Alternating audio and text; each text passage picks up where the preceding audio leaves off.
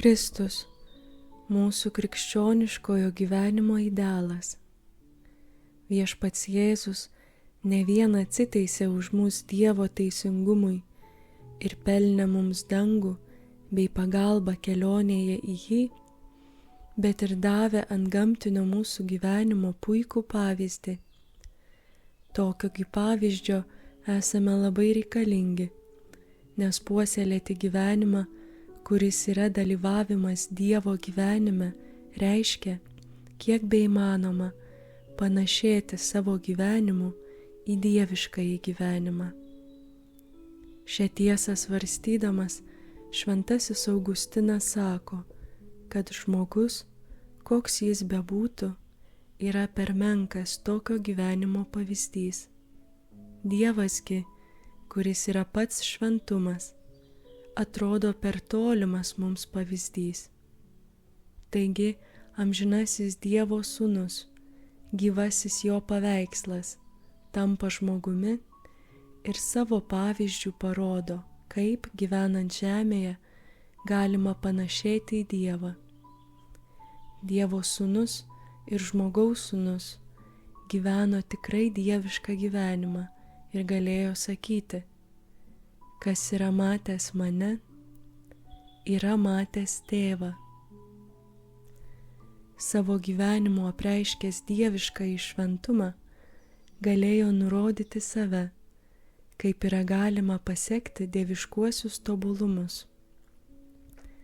Dėl to tėvas yra iškilmingai mums paskelbęs, kad viešpats Jėzus yra pavyzdys, kuriuo turime sekti. Viešpaties Jėzaus krikšto metu Jordane ir atsimainymo metu ant Taboro tėvas kalbėjo jo mokiniams: šis yra mano mylimasis sūnus, kuriuo aš gėriuosi.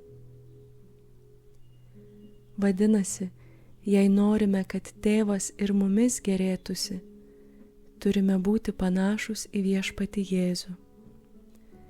Pats išganytojas yra tą pat tvirtinęs: aš esu kelias.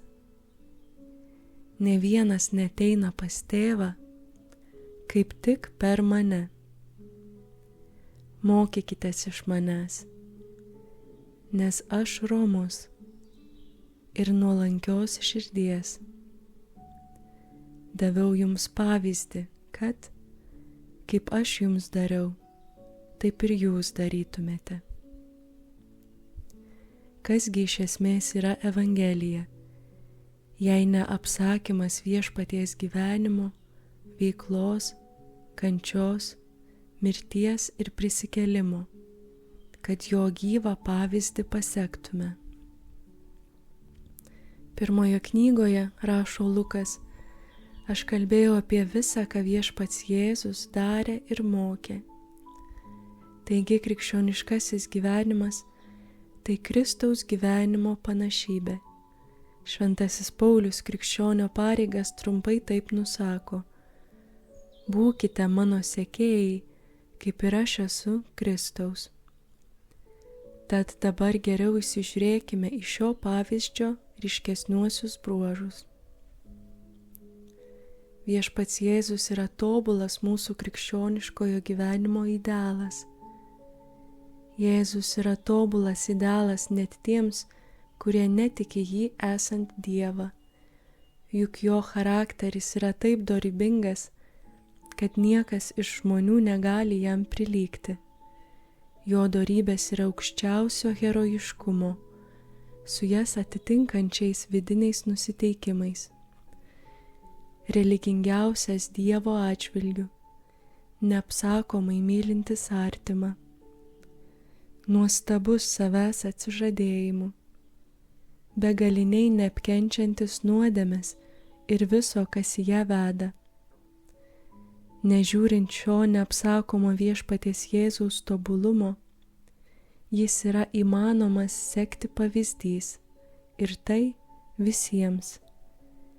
Jis yra neapsakomai žavintis ir patraukiantis visus geros valios žmonės sekti jį.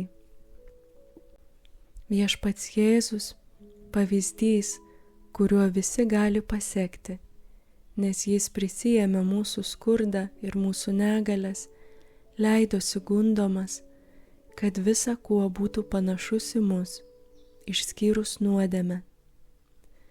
Mesgi turime ne tokį vyriausiąjį kunigą, kuris negalėtų atjausti mūsų silpnybių, bet, kaip ir mes, visaip bandyta, tačiau nenusidėjusi. Per 30 metų jis gyveno labai užslėptą gyvenimą, tokį pat kaip ir daugelio žmonių, klausydamas Marijos ir Juozapo, darbuodamasis kaip staliaus padėjėjas, Dailidės sūnus. Dėl to tapo prieinamas pavyzdys daugumai žmonių. Gyveno ir viešą gyvenimą, apaštalavo tarp savo mokinių, apaštalavo tarp minių, teko pakęsti ir nuovargį, ir badą, džiaugiasi kai kurių bičiulystę, iš daugelio patyrė nedėkingumą, patyrė pergalingų pasisekimų ir tragiškų nepasisekimų. Bendrai išgyveno visą, ką kiekvienam žmogui tenka išgyventi santykiuose su artimu, su visuomenė, su šalies valdžia. Kančios metu davė puikų herojiško kantrumo pavyzdį. Moralinių bei fizinių kankinimų metu ne tik nesiskundė, nepriekaištavo, bet ir meldėsi už savo budelius. O juk visa tai, būdamas tobulas žmogus, kentėjo nepalyginamai skaudžiau negu šiaip žmogus. Labai gyvai ir skaudžiai išgyveno žmonių nedėkingumą, bičiulių apleidimą, savo apaštalo Judo išdavystę. Taip skaudžiai išgyveno pasišlykštėjimą pasaulio nuodėmėmis, kurias prisijėmė, kad už jas atsiteistų Dievo teisingumui. Toks stiprus nusiminimas ir baimė užgriuvo jo sielą, kad jis, tiesiog dusdamas po šią naštą, sušuko: mano tėve, jeigu įmanoma, te aplenkia mane ši taurė. Ant kryžiaus, atlikdamas už nusidėjėlius Dievo apleidimo bausmę, šaukė stipriu balsu: mano Dieve, kodėl mane apleidai? Vadinasi, kiekvienoje savo gyvenimo situacijoje žmogus gali rasti savo pavyzdį viešpatyje Jėzuje. Viešpaties Jėzaus pavyzdys labai patrauklus. Tai jis pats yra pranašavęs, o aš, kai būsiu pakeltas nuo žemės, tai yra prikaltas prie kryžiaus, visus patrauksiu prie savęs. Ši pranašystė išsipildė, pildosi ir pildysis iki pasaulio pabaigos.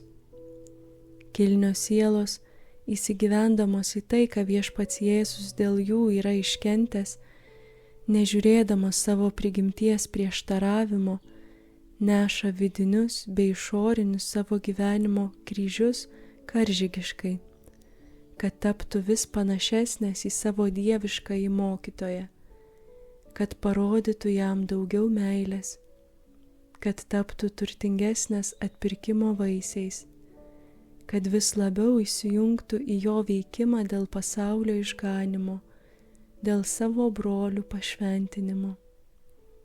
Ypač žaviai bei skaidriai tai reiškėsi šventųjų gyvenime, kurie veržliau bėgo paskui kryžių, negu pasauliečiai paskui juslinius malonumus.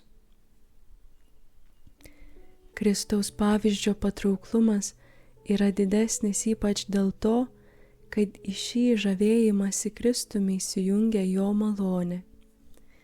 Viešpats Jėzus savo veiksmais iki mirties pelnė mums malonės pagalbą, panašiai gyventi, kaip jis yra gyvenęs.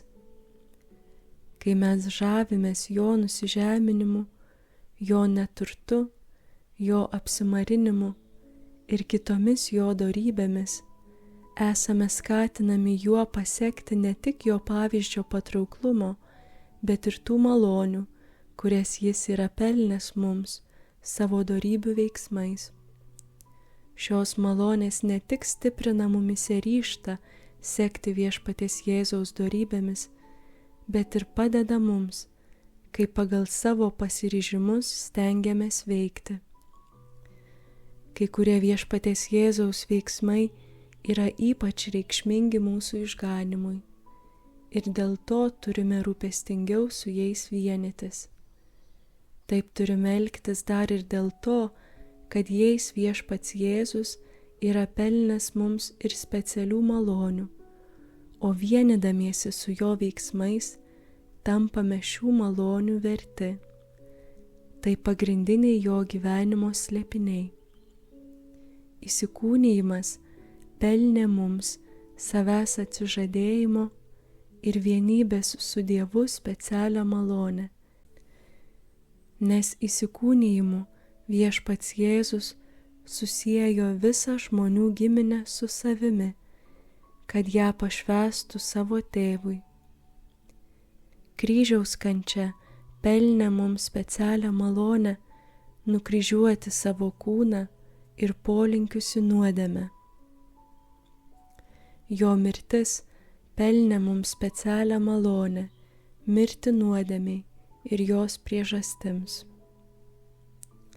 Visa tai dar labiau paaiškės sekančiame skyrelyje.